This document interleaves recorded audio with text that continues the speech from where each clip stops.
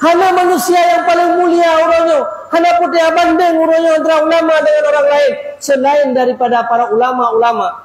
Bahkan Rasulullah sallallahu alaihi wasallam yang menyampaikan, ulama ummati kan nabi. Ulama daripada umat lun lagi nabi daripada umat-umat sebelum lun. Seandainya nabi sesudah aku, maka sungguh para ulamanya menjadi nabi. Ulamanya pilihan daripada Allah Subhanahu wa taala. Kan hal yang mudah untuk menjadi seseorang menjadi ulama. Maka lahirnya para ulama, saudaraku sekalian. Lahirnya para orang-orang yang berakhlakul karimah.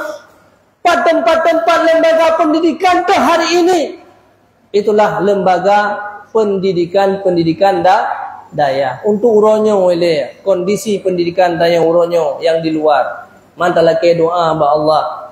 Bahkan pendidikan yang non formal yang di luar pendidikan daya uronyo, mudah-mudahan ke depan juga akan membimbing orang menjadi manusia-manusia yang punya rohaniah.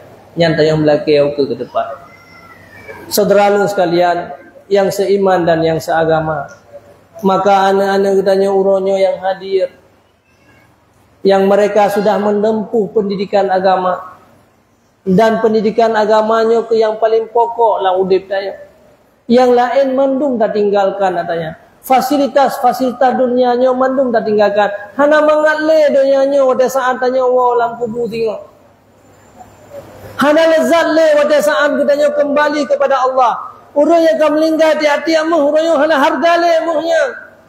Orang yang akan melinggar orangnya di abla waktu baru sabo hana kupu gele katanya.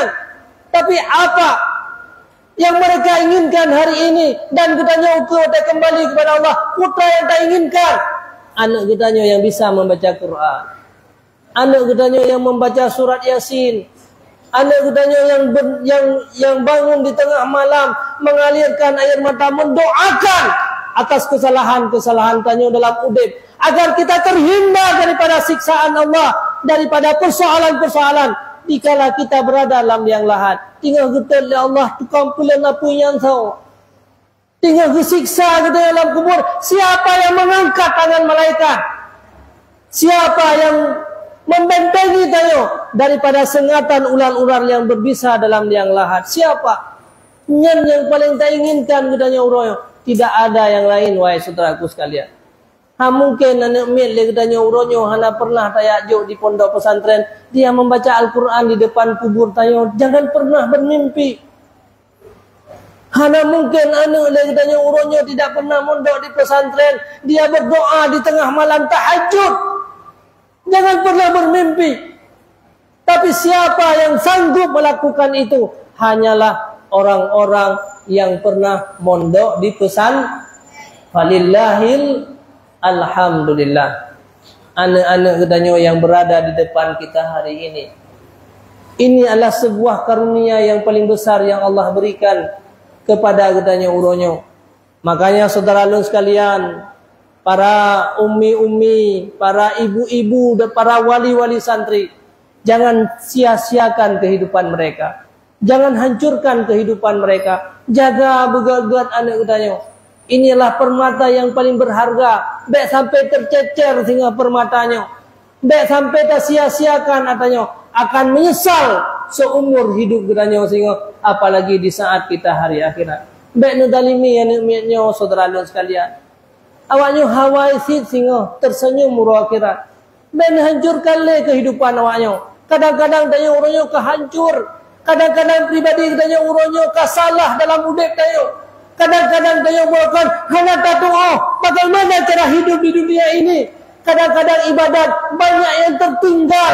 Lo kesalahan-kesalahan di hadapan Allah Subhanahu wa taala. Kasalah dalam udip katanya, jangan hancurkan kehidupan mereka. Jadikanlah mereka orang-orang yang akan mengayomi, membantu, menyelamatkan tanya di uro akhirat. Didiklah, berkorbanlah uronyo untuk rohaniah mereka. Wahai para santri-santri sekalian, para santriwan dan santriwati, maka bersyukurlah kepada Allah Subhanahu wa taala. Sesungguhnya katanya uronyo sedang menaiki tangga untuk menjadi orang-orang yang bahagia uro akhirat. Karena Rasulullah menyampaikan dalam sebuah hadis, Innan nasa halki. Siapapun manusia yang hidup di atas muka bumi ini, profesi apapun yang sedang mereka lakukan, apapun kegiatan mereka, dia akan menjadi orang binasa. Dia akan menjadi orang celaka. Dia akan menjadi orang yang menyesal nanti di hari akhirat. Yang pertama, illal mu'minin. Kecuali hanya orang-orang yang dikaruniakan iman oleh Allah. Orang udip dia ti mumonyo le. Kan tanya tok ya udip. Ratusan miliar manusia ka udip. Dari satu masa ke masa, dari satu kurun ke kurun yang lain, dari satu nabi ke nabi yang lain, dari semenjak masa Nabi Adam alaihissalam sampai urut akhirat, lekat ka manusia yang udip. Macam model ka manusia yang udip. Tanyonyo hanya model-model urang awai sagai. Tapi ketahuilah saudaraku sekalian, hana mandum-mandum selamat. Banyak yang binasa kecuali orang-orang yang beriman. Falillahilham.